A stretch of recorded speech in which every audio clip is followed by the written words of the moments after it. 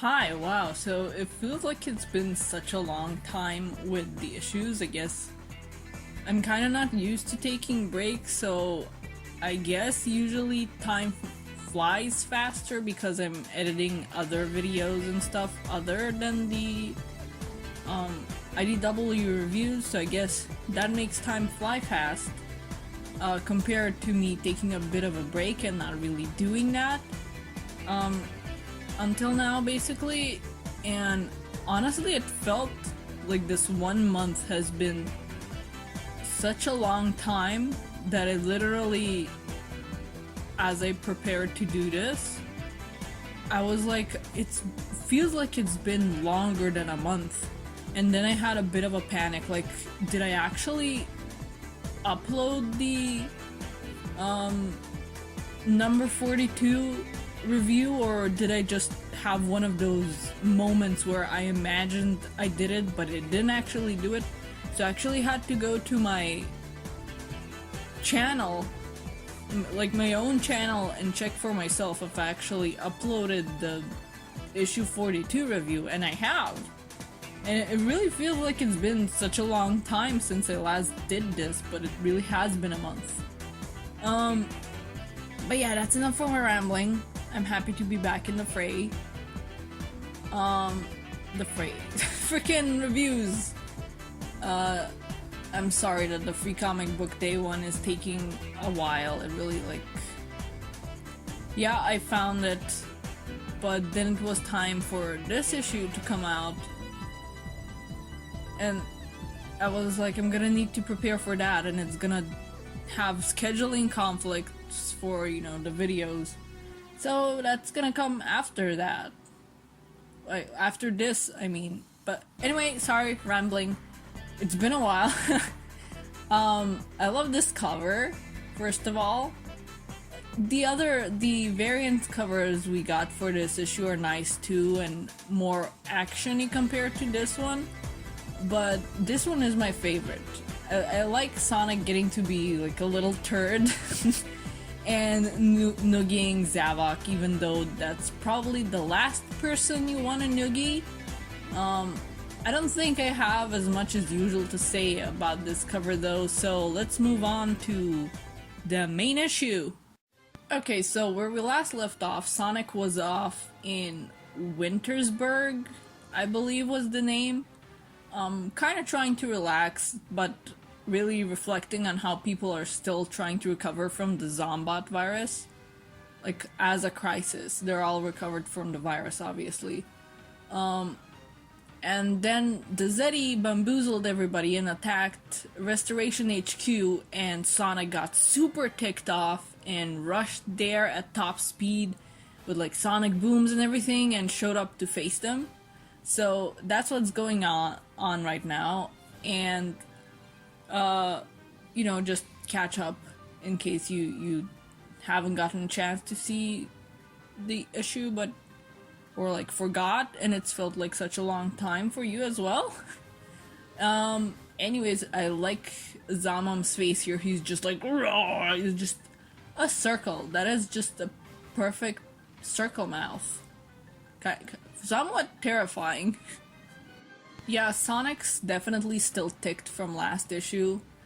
I like that this kind of plays into him liking to wander too. Like, if we take Sonic Lost World into account, yeah, he and Tails crashed on Lost Hex, but Sonic seemed happy to just explore and only fought because the Deadly Six and Eggman fought him first.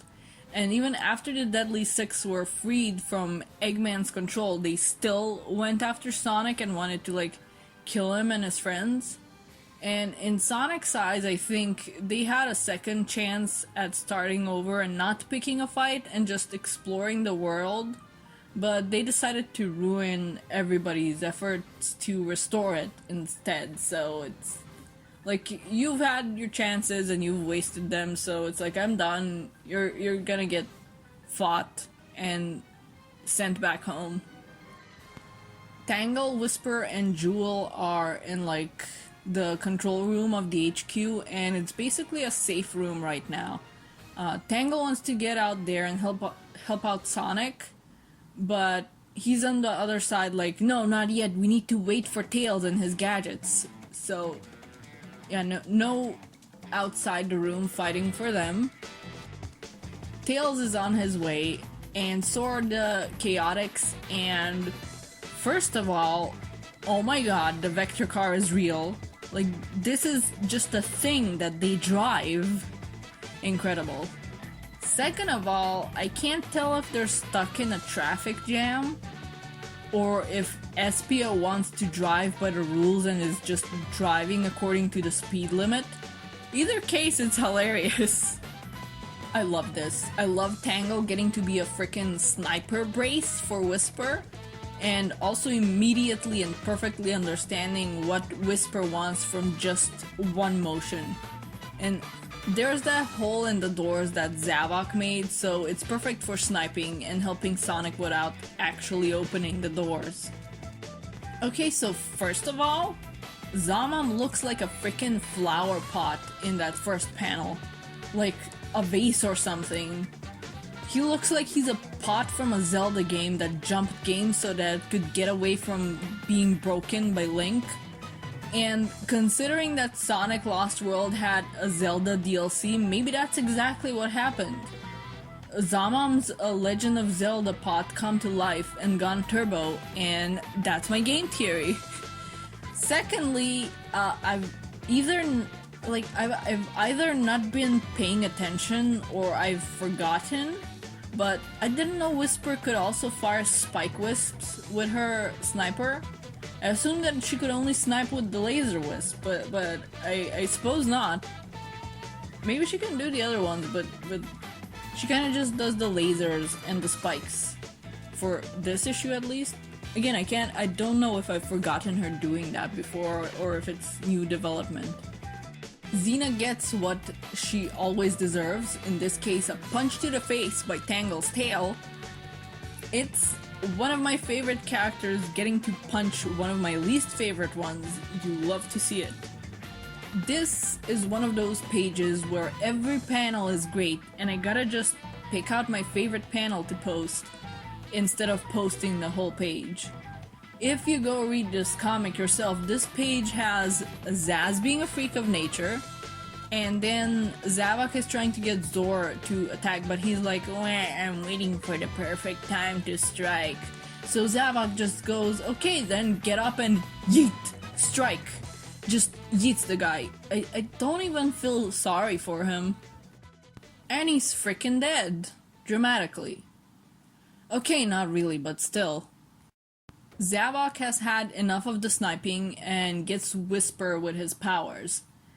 And I guess I hadn't really considered that her mask and her Wispin count as machines. I kinda keep forgetting that the Zeddy's power affect anything running on electricity, I think. It's like an EMP thing, right? And they usually go for controlling badniks. So I always kind of default to thinking about their powers being about controlling robots and not the fact that they can mess with any kind of machinery or appliance. I need to start remembering that. Tangle, of course, won't just sit by and let that slide, so she does try and get Zavok with her tail, but he just grabs it, pulls, and slams her repeatedly against the door. Just brutal. And Tails really can't get here soon enough, though. I'm still worried on whether or not his gadgets will actually work. In the meantime, my voice. In the meantime, Zaz is still being a freak of nature. Just, you and me are gonna tear it up. I'm pretty sure he doesn't even know what he's talking about, but like himself, but he's quite resilient. We get a full page of Sonic just getting his butt kicked by Zavok, though Xena does also get a kick in. It's a nice page and I love the action, but I'd really rather avoid posting full pages as much as I can. Sonic's been through worse though, honestly, and but I still think this is still pretty brutal. And I still think Tails can't get here soon enough to like help out. Like, he's getting slammed into walls and stuff. Come on, somebody help him. It's brutal, but see, he's doing fine. He's fine. He's still sassing. And this is all because Zavok said some spiel about how Sonic's their most challenging foe yet, and that challenges are meant to be overcome. So he's just, nah, I'm gonna sass you. Forget that. Forget your villainous monologues. He keeps fighting, and we've gotten an artist switch. But the Zeddy get him, and Jesus, the Deadly Six really won't stop with lines like these, huh? Especially Zavok. He seems to be getting all the morbid lines this arc. Like, peel him into pieces? My god. Okay, sweet. Tails gets here just in time, and he's already tagged Zamam with the... I can't remember what he called them, the Zeddy Zappers? I don't know. Either way, it's his gadgets that can disable and disarm the Zeddy. And a side note, but I really love the way this artist draws Tails. It's like... it's modern Tails, but he has little hints of classic Tails, I think, like the little mouth you see on the side here. It's really nice. I really love the way that they draw him. Sonic gets all of the Zeddy tagged and disarmed except for Zavok, who gets to slam him into a hard surface yet again. I mean, Sonic's used to face planting, so maybe it's fine. The page is full of fun expressions as the Zeddy get like tagged and zapped. So I really can't stress enough that if you have the chance, you should go take a look at this comic for yourself. I'm really here just to provide a bit of commentary and a bit of reviews and my own thoughts and stuff. But I'd really rather the people come to me for, like, I guess, a view and expression of opinion, rather than me being the main source for the comic. Though I know that there's people out there that can't get access to these, so I'm here for that as well. Like, if there's a kid who's a Sonic fan that's gonna find out that there's Sonic comics because I'm making these videos, I'll be happy with that. But that's a bit of a tangent. Sonic, face, hard surface. Back on track. Xena did make Sonic drop one of the devices along the way, so they can't immediately tag Zavok with them.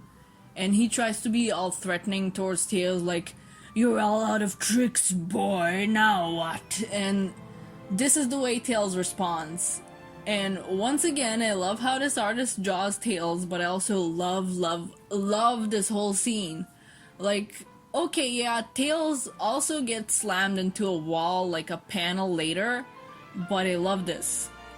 Sonic practically raised this kid, and nearly everything Tails knows of like combat, he learned from his big bro Sonic, and he applies it and lands a hit on frickin' Zavok. And it's also nice to see him get some shots in and like fight for himself. In recent years, it feels like Sega has been sidelining Tails and having him mostly be the tech guy rather than someone that can hold his own in a fight, so this is nice to see. This is a lovely dramatic panel. Hope seems lost, and we even get Sonic and Tails be like battle damaged and all roughed up. And I love the detail of Sonic reaching for Tails here. Like, it's dramatic in just the right way. Tails was hiding one of the devices and managed to get close enough to unexpectedly get it on Zavok. And Tails is the one effectively dealing the final blow to Zavok. Nice. I want to see more of this, yes. Oh, okay, my bad. That wasn't all of them. Zor is the last one to get tagged with a device. I just kinda forgot he was there. Whoops. He's creepy. But the Deadly Six are all down now, officially. There's nobody else left. I can count. And Sonic and Tails are pretty roughed up and get a nice little brotherly moment. I don't really understand the tickle comment here though. Like, is it some kind of saying that's being lost in translation for me? Like, is it an attempted parody of Knuckles Doesn't Chuckle? Or does he mean like, oh, this isn't a joke like a tickle fight, they're called the Deadly Six and they're deadly and hard to beat?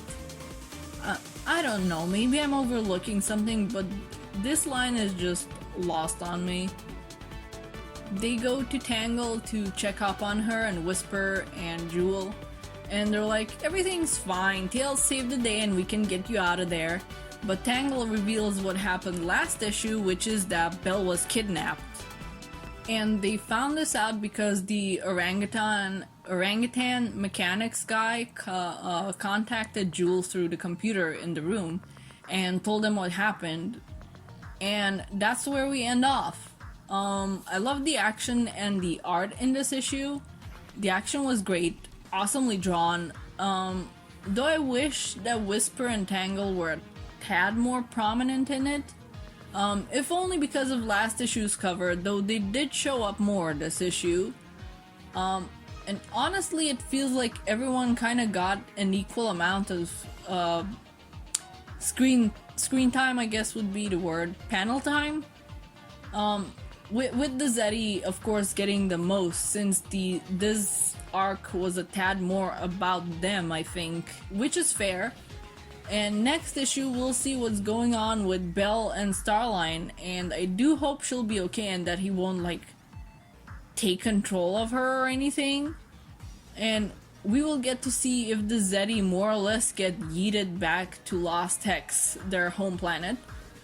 And I also like that Tails got to save the day and deal the finishing blow on Zavok. Again, it really feels like he's been getting sidelined to be just a tech guy to Sonic instead of a hero of his own right. So this was a nice change of pace and hopefully a sign that he won't be sidelined much. And if not, and if Sega doesn't allow that, it was at least a nice bone we got thrown for our troubles as like fans. I don't know, maybe it was a response to, you know, he was kind of not that great in the Zombot crisis, like at the tail end of it.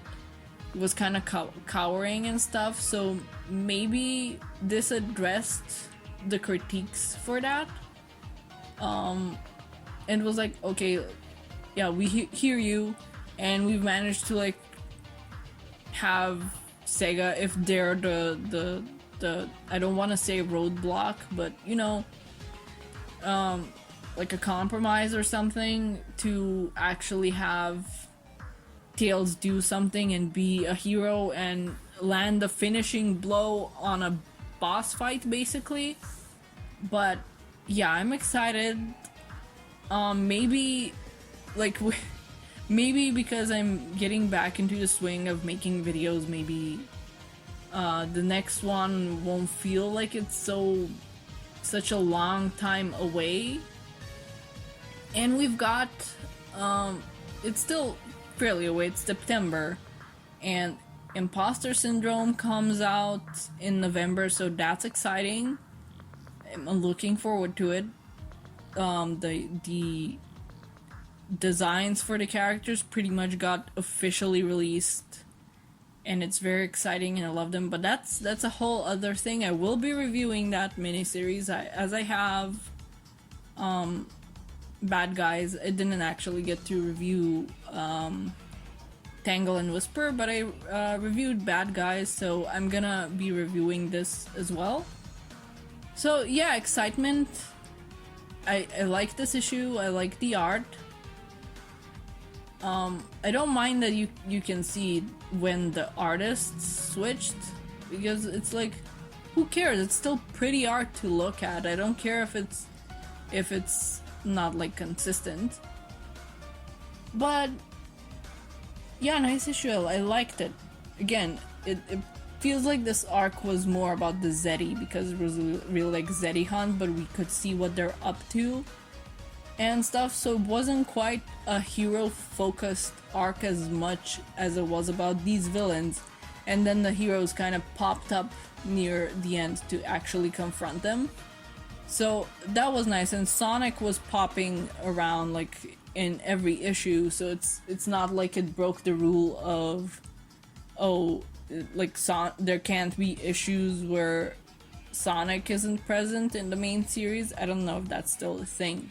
It might be, but yeah, he was still present, so we got this story, even though the focus wasn't really on him. But yeah, those are my thoughts. Sorry if I got a bit extra rambly. But yeah, that'll be it. See you when I see ya. Bye bye.